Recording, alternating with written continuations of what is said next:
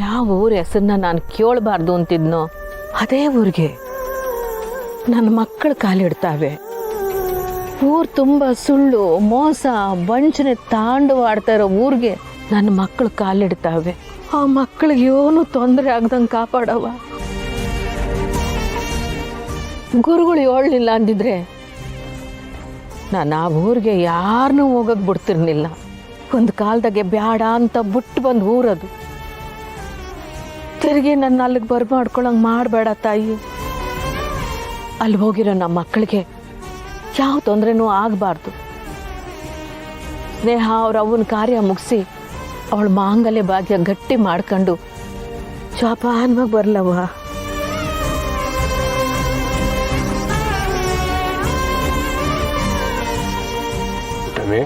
ಹಾ, ನಿನ್ನ ಮನಸ್ಸಿನಾಗೆ ಯಾವ ವಿಚಾರ ಓಡ್ತಾ ಐತಿ ಅಂತ ನನಗೆ ಗೊತ್ತು. ಅವ್ರನ್ನ ಅಲ್ಲಿ ಕಳಿಸ್ಬಾರ್ದಾಗಿತ್ತು ಅಂತ ತಾನೆ. ಆದರೆ ಏನು ಮಾಡೋದು, ಒಂದೊಂದು ಕಿತ ಹರಿಯೋ ನೀರಿನ ರಭಸಕ್ಕೆ ವಿರುದ್ಧವಾಗಿ ನಾವು ಈಜ್ಬೇಕಾಯ್ತದೆ. ನೀರಾದ್ರೆ ಪರವಾಗಿಲ್ಲ ಪುಟಮಿ, ಅದು ಪ್ರವಾಹ ನಿನಗೂ ಗೊತ್ತು ಕಣಯ್ಯ. ಅದಕ್ಕೆ ನಾನು ಆ ತಾಯಿಗೆ ಕೇಳ್ಕೊತಾ ಇವ್ನಿ,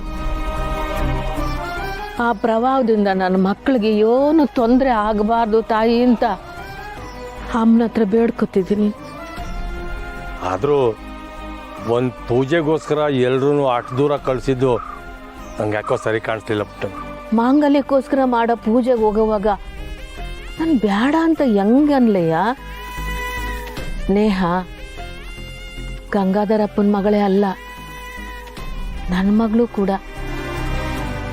ಅವಳು ಸಂಸಾರ ಚೆನ್ನಾಗಿರ್ಬೇಕು ಅಂತ ನಂಗೆ ಆಸೆ ಇರಕ್ಕಿಲ್ವಾ? ಅದೇನೋ ಸರಿ ಪುಟಮಿ, ನಿನ್ನ ಮಾತು ಒಪ್ಪೋದಯ. ಆದರೆ ಇವರೆಲ್ಲ ದೇವಿಪುರದಿಂದ ಬಂದವರು ಅಂತ ಅವ್ರಿಗೆ ಗೊತ್ತಾಗ್ಬಿಟ್ರೆ ಆಗೇನು ಮಾಡೋದು? ಯಾವುದೇ ಕಾರಣಕ್ಕೂ ಹಂಗೆ ಮಾತ್ರ ಆಗಬಾರ್ದು ಕಣಯ್ಯ. ಅದರಲ್ಲೂ ಅವರೆಲ್ಲ ಈ ಪುಟ್ಟಕ್ಕನ ಕುಟುಂಬದವರು ಅಂತ ಅವ್ರಿಗೆ ಗೊತ್ತಾಗಲೇಬಾರ್ದು. ಗೊತ್ತಾದರೆ చాలా ತೊಂದರೆ ಆಯ್ತದೆ. ಅವ್ರು ಮೊದಲೇ ಕಿರಾತಕರು ಪುಟಮಿ. ಇವ್ರು ನಮ್ಮವ್ರು ಅಲ್ಲ ಅಂತ ಹೆಂಗೆ ತಿಳಿದಿರ ಹಂಗೆ ತಡೆಯೋದು? ಒಂದು ವೇಳೆ ತಿಳಿತು ಅಂತ ಇಟ್ಕ, ಅವಾಗ ನಮ್ಮ ಮಕ್ಕಳನ್ನ ಕಾಪಾಡೋರು ಯಾರು ಪುಟಮಿ? ಆ ತಾಯಿ ಚಾಮುಂಡವನೇ ಕಾಪಾಡ್ತಾಳೆ. ಅವಳೆ ನಂಗೊಂದು ದಾರಿ ತೋರಿಸವಳೆ. ಅವಳೆ ಅಂದ್ರೆ ತವ ನಾನು ಕೆಲವೊಂದು ವಿಷಯಗಳನ್ನೆಲ್ಲ ಹೇಳಿವ್ನಿ. ಇನ್ನು ಮುಂದಿಂದೆಲ್ಲ ಆ ತಾಯಿನೇ ನೋಡ್ಕೊತಾಳೆ.